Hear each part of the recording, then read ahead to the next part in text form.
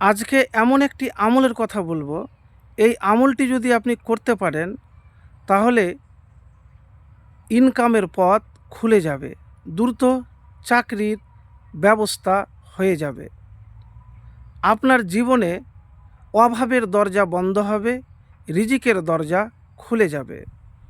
প্রিয় ভাইরা আমার, সেই ছোট্ট আমলটি কিভাবে করবেন? দেখেন, যখনই আপনি আমল করবেন উজু করে করবেন।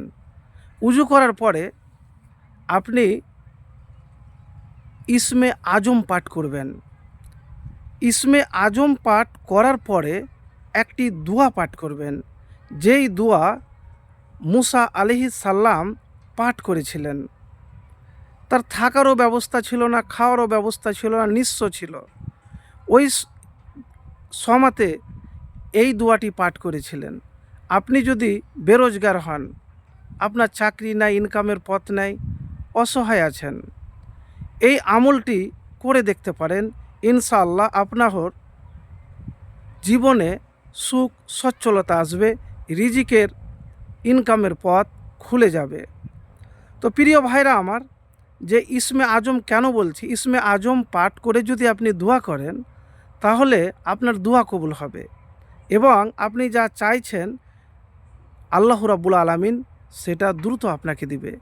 এটি আমার কথা নয়, রাসূলুল্লাহ সাল্লাল্লাহু আলাইহি ওয়াসাল্লাম বলেছেন, যে ব্যক্তি আল্লাহর ইসমে আজম ধরে প্রার্থনা করে, দোয়া করে, যে নাম ধরে ডাকলে তিনি সাড়া দেন, যে নাম ধরে চাইলে তিনি প্রদান করেন। তো প্রিয় ভাইরা আমার, আপনি ইসমে আজম পড়বেন, আল্লাহুম্মা ইন্নী আসআলুকা বিআন্নী আশহাদু আন্নাকা আনতাল্লাহু লা ইলাহা ইল্লা আনতাল আহাদুস সামাদুল্লাজি লাম ইয়ালিদ ওয়ালাম ইউলাদ ওয়ালাম ইয়াকুল্লাহু কুফুওয়ান আহাদ। এই ইসমে আজম পড়বেন। এর অর্থটাও আপনাদেরকে বলে দিচ্ছি।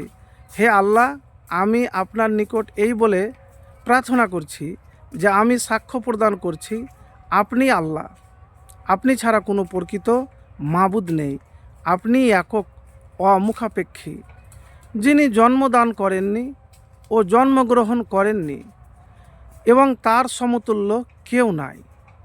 তো এই ইসমে আজম পড়ে রব্বি ইন্নি লেমা আনজালতা ইলাইয়া মিন খয়রিন ফাকির, এই দোয়াটি একবার পড়বেন। প্রতিদিন আপনি এইভাবে যদি আল্লাহর কাছে দোয়া করেন, চান, ইনশাআল্লাহ আপনার দোয়াও কবুল হবে। আপনি যে বেরোজগার আছেন, ইনকামের কোনো পথ নাই, ইনকামের পথ খুলে যাবে।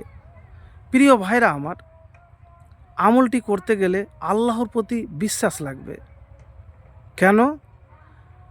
মুসা আলাইহিস সালাম ওই সময়তে এই কোরআনের দোয়াটি পাঠ করেছিলেন, রব্বি ইন্নি লেমা আনজালতা ইলাইয়া মিন খয়রিন ফাকির।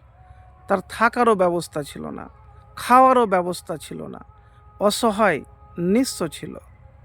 প্রিয় ভাইরা আমার, এই ছোট্ট সহজ আমলটি যদি আল্লাহর প্রতি ভরসা রেখে আপনি পাঠ করেন আর এই দোয়াটি বারবার যদি পাঠ করেন, তাহলে দ্রুত আপনার ইনকামের ব্যবস্থা, চাকরি, ইনকামের পথ খুলে যাবে। কিন্তু আমল করার আগে আপনাকে পূর্ণ ভরসা লাগবে যে আমি আল্লাহর কাছে চেয়েছি, আমার আল্লাহ আমাকে দেবেই, আমার ব্যবস্থা করে দেবেন, রিজিকের ব্যবস্থা করে দেবেন, চাকরির ব্যবস্থা করে দিবেন। এই বিশ্বাস আপনাকে লাগবে। পরহেজগার মুত্তাকি হতে হবে, তাহলে আপনার আমল কবুল হবে, নচেত কবুল হবে না।